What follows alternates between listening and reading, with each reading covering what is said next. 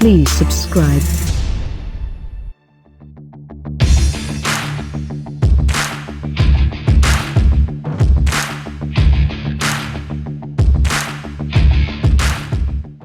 Subaru is an odd company in many ways.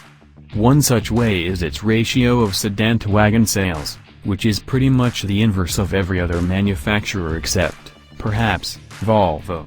Take the Impreza, which sells at a rate of 30% sedans to 70% wagons, or 5 doors to use the preferred industry terminology. Honda, for instance, expects the new Civic hatchback to make up only about 15% of overall Civic sales. It's safe to say that Subaru buyers like a good hatch, and, thus, the 5-door got plenty of love from the engineers as part of the Impreza's overhaul for 2017. With a hatchback it's all about the whole, and Subaru widened the Impreza's. The outgoing hatchback had large singular taillight clusters that, although big and bright, pinched the opening due to their size. So Subaru has split the taillights, putting part of the lens on the liftgate, as so many crossover designers have done before Subaru, thereby adding 4 inches of width to the narrowest portion of that fifth aperture. The result may look slightly generic, but it makes for easier access to the back. Also, the new Subaru global platform on which the Impreza is based sees its rear shock towers moved farther apart by about an inch, which opens up the cargo hold. Subaru claims an additional 3 cubic feet of maximum cargo space in this year's 5-door, the company's official name for the hatchback, or enough to pack in 827 ears of Indiana corn with the rear seats up, or 2,472 ears with the seats down. They actually made glued-up corn sculptures in the shape of the wagon's cargo area to prove it. Because Subaru. And because the Impreza is now made in Indiana. Tempting as it is, we'll leave the cornhole jokes to lesser media outlets and just say that the Impreza 5-door has all of the goodness that Subaru baked into its clean-sheet new platform, as we learned during our first drive of the 2017 Impreza sedan. That includes better crash performance and a stiffer structure for improved dynamics, partially accomplished by 23 feet of adhesive bonding plus the wider use of high-tensile hot-press steel. As in the sedan, a revised version of the FB20 direct-injected 2.0-liter flat-4 is the only engine yet available in the Impreza 5-door. The 152 horsepower and 145 pounds-to-feet ratings are adequate and delivered smoothly for a boxer, though without any neck-bending excitement.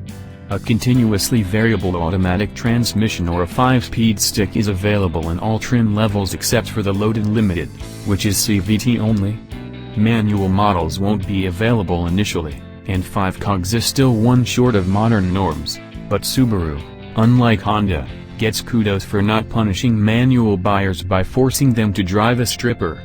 At the media event, Subaru glued together ears of corn to show the Impreza hatchback's cargo capacity with its rear seats up, 827 ears, and folded down, 2,472 ears.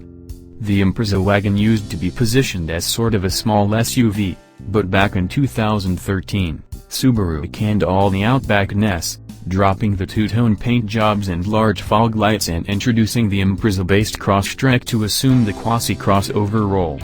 That freed the Impreza 5-door to be a slick, urbane hatchback for people who might aspire to an Audi A4 Avant if that model were still sold in America. And the 2017 Impreza fills that role even better, showing real sophistication to its ride and handling and a better treatment of its passengers through more space plus better trim and features. As with the sedan, the 5-door's new platform enjoys a 0.2-inch lower center of gravity compared with the previous model. The curb weight, according to Subaru, ranges from about 3,050 pounds in the base 2.0 manual to 3,200 pounds on the big-wheeled Sport.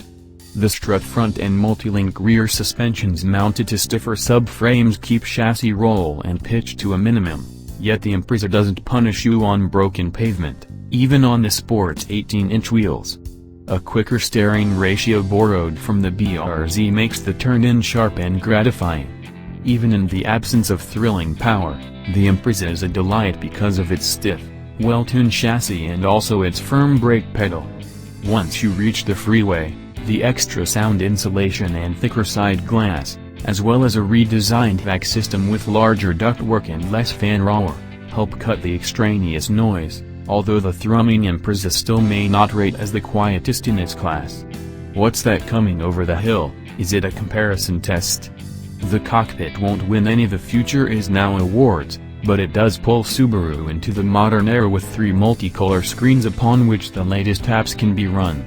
Plus, there's an optional navigation system based on TomTom software and an available Rock and Harman card stereo. Cockpit detailing is a big step forward for Subaru's least expensive car, and the upholstery trim gets noticeably nicer as you move from the base 2.0i up through the premium, sport, and limited trim levels.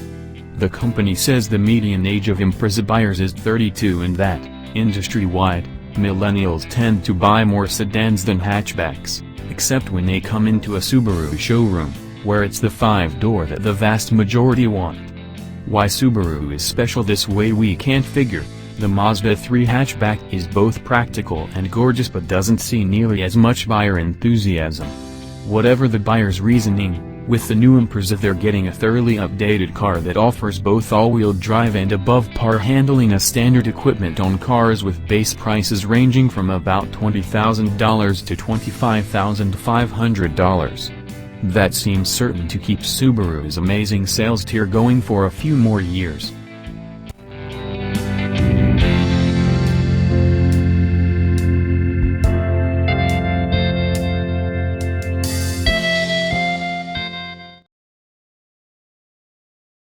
Please subscribe.